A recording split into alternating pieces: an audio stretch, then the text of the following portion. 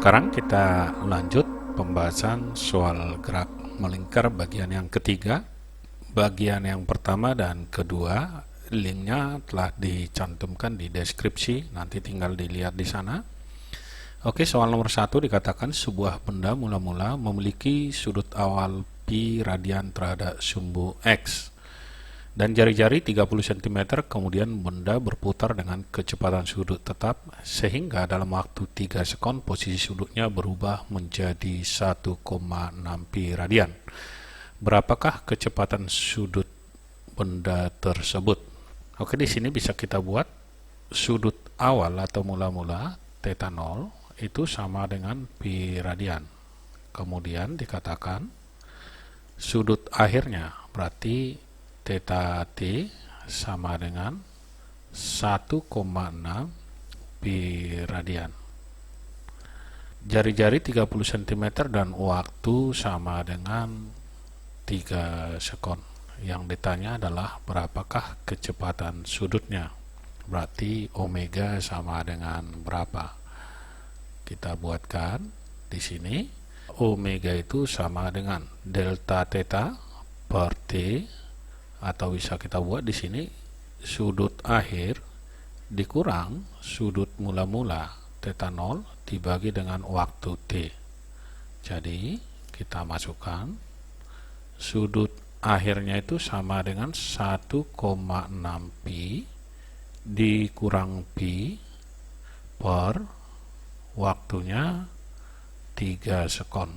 Hasilnya ini sama dengan 0,6 pi per 3. Jadi besarnya kecepatan sudut itu sama dengan 0,6 dibagi 3, 0,2 pi radian per sekon. Oke, yang berikutnya kita lihat soal nomor 2. Sebuah silinder berjari-jari 20 cm berotasi dengan kecepatan 120 rpm. Titik P berada di pinggir silinder dan titik Q berada di tengah-tengah antara P dan pusat silinder. Tentukan yang A kecepatan sudut gerak titik P dan titik Q, kecepatan linear gerak titik P dan titik Q, dan jarak yang ditempuh titik P setelah bergerak selama 5 sekon. Oke, dari soal diberitahukan bahwa R sama dengan 20 cm, atau kita ubah ke dalam meter sama dengan 0,2 meter. Selanjutnya kita lihat untuk yang A. Ini ada suatu benda bergerak melingkar, kira-kira kita katakan seperti ini.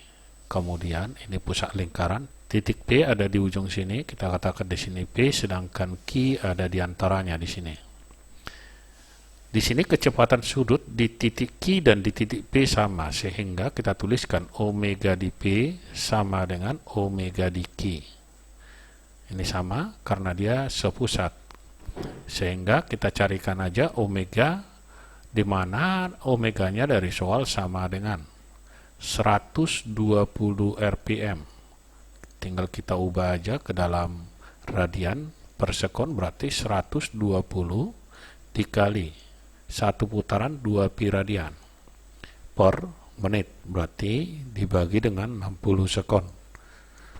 Yang 120 ke 60 bisa kita coret, ini hasilnya adalah 2 kali 2 hasilnya adalah 4, sehingga kecepatan sudutnya ini bisa kita buat sama dengan 4 pi radian per sekon.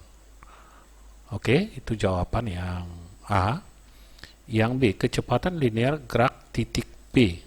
Untuk yang B ini, titik P ada di ujung dengan jari-jari tadi sama dengan 0,2 meter, sehingga V di titik P sama dengan omega dikali dengan R sampai titik P.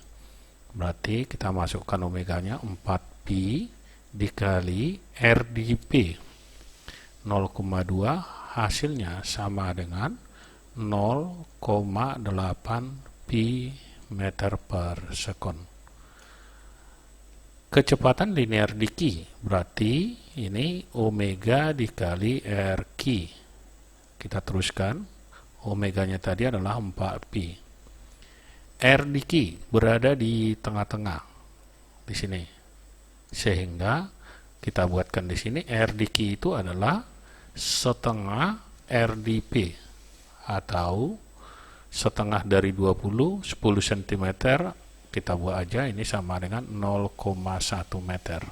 Tinggal kita masukkan ke sini, dikali 0,1. Hasilnya sama dengan 0,4 pi meter per sekon. Jarak yang ditempuh titik P setelah bergerak selama 5 sekon. Yang diminta jarak berarti bisa kita buatkan S itu sama dengan kecepatan P dikali dengan T. Tinggal kita buatkan kecepatan P itu tadi sama dengan 0,8 pi dikali dengan waktunya 5. Hasilnya sama dengan 0,8 dikali dengan 5 adalah 4 pi meter. Selanjutnya kita lihat soal nomor 3.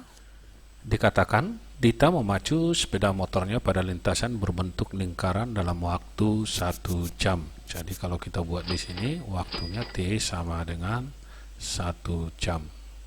Kemudian dalam waktu tersebut Dita telah melakukan 120 putaran. Theta sama dengan 120 putaran. Berikutnya, tentukanlah periode, frekuensi, kecepatan linear, dan kecepatan sudut. Dari sini bisa kita katakan bahwa N sama dengan 120. T yang ini bisa kita ubah ke dalam detik, berarti T sama dengan 1 jam kali 3600, berarti ini sama dengan 3600 sekon. Besarnya periode itu sama dengan T kecil per N, banyaknya putaran. Hasilnya 3600 dibagi dengan 120. Berarti kalau kita bagikan 360 dibagi 120 hasilnya adalah 3. Sehingga periodenya itu sama dengan 30 sekon. Frekuensi itu adalah seperti, atau bisa juga N per T, boleh, ini juga boleh. Hasilnya sama dengan 1 per 30. Tinggal kita buat ini hertz. Kemudian kecepatan linear kita lihat di sini, berarti V itu sama dengan omega dikali R. Jadi kita carikan omeganya. Omega sama dengan theta dibagi dengan T. Tetanya tadi sama dengan 120 putaran, kita ubah aja ke radian, berarti 120 dikali dengan 2 pi radian dibagi dengan T-nya tadi 3600, jadi tinggal kita buat ini 240 pi radian per 3600. Oke, kita bagi dengan 240, berarti yang ini habis, ini sisa 15. Jadi hasilnya untuk omega sama dengan 1 per 15 pi, atau bisa kita buat pi per 15 radian per sekon.